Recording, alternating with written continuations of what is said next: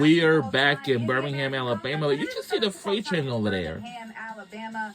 We talked to a few teams so far, but right now we have joining us the Memphis women's basketball So team. now we're joined by the Memphis Tigers women's basketball team. Tigers will look to replace that scoring with some new and they always play their games at the FedEx Forum. At the FedEx Forum in Memphis, Tennessee. Head coach Alex Simmons, and she is joining us on the set along with Samaya Smith and Bailey Gilmore. Ladies, welcome to the American Tipoff Show. Thank you. Coach, we just talked about some of those newcomers. You have a lot adding to your roster. I feel like that's just par for the course in college basketball. But what have you liked most from some of those new faces on your roster so far this season? I've really liked their leadership. They're a group who everybody wants to lead in their own different way. They come in the gym every single day motivated. They're getting shots up. They're doing the extra things before any coach is in there. And a season ago, they did not have a good record at all. 7-23, 5-13, finished at 10th in American. I hear that's the group text. That record ain't good. How did that come about? And obviously we know that made some championships. Oh. Can you tell us the origin of that? Yeah, so every time we got somebody new, because we have a lot of new players, they were added to a group text. And once we got all 12 of our players, I said, hey, what do we want to name it? I feel like I have 25 group texts in my phone. And the first thing that actually Jordan Hunter, she said, let's call it confetti chasing because we were going to win a championship. And that's kind of how it happened. I like that. I love that. Okay, what's the picture for the group message? Or is it like a group text? No, it's confetti. Oh, it's like full. Okay, all right. Okay, very creative. I love it. Tamaya, you're one of the returners. You had a good freshman season. So for you, what did you work on in the off season to just get better for this upcoming year? I was very versatile last year as well, but this year I'm working on my guard skills, becoming even more versatile than I was last year, and my confidence when it comes to ball handling so I can convert and make plays. What does that look like as you're working on that? A lot of players say, I want to be more confident, I want to work on my ball handling, but, is that 2 hours a day? Did you have a goal for yourself? How did you achieve that feeling? Making more mistakes, honestly. I get better by the more mistakes I make, and I gain more experience from those mistakes that I made. I love that. That before from a player that's very vulnerable and honest. I love it. But that's exactly how you get better, right? You have to fail to continue. And Bailey, obviously your first year here at Memphis. So what was it about this program that you thought to yourself, this is where I want to be? Honestly, just the player development piece. I mean, Coach Alex works with me a lot in the offseason, and that honestly means a lot to me because that means she honestly cares about my one-on-one game. And so I was able to translate that onto the court and carry over and work on that. And it's also helped my confidence as well on the court. Bailey, I got to ask you, as a high school valedictorian, you bring a different air to the game, can kind of think through it.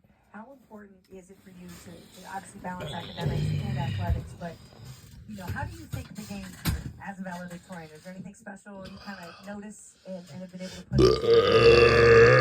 Honestly, no. Jordan Hunter, honestly, has helped me with my IQ and, thinking differently in the game. I think a lot of times I think too fast, actually. So she's been someone who can... Yeah, again, Memphis had finished their season record last season ago, 7-23, 5-13 for this 10th in American. Yes, definitely. And just going back to Coach Chili Baller is the first team all conference. But yeah, their record wasn't good at all. And Coach, how have you seen Bailey just develop in the time that That's bad.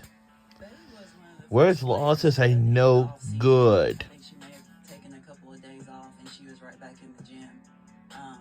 In our end of the year meeting, she knew that it was going to be me And we lost. Again. Just to focus on the details. She has great size, great athleticism, but she knew that she had a long way to go. And it was important for me. I knew we needed her presence because of all the tools that she has.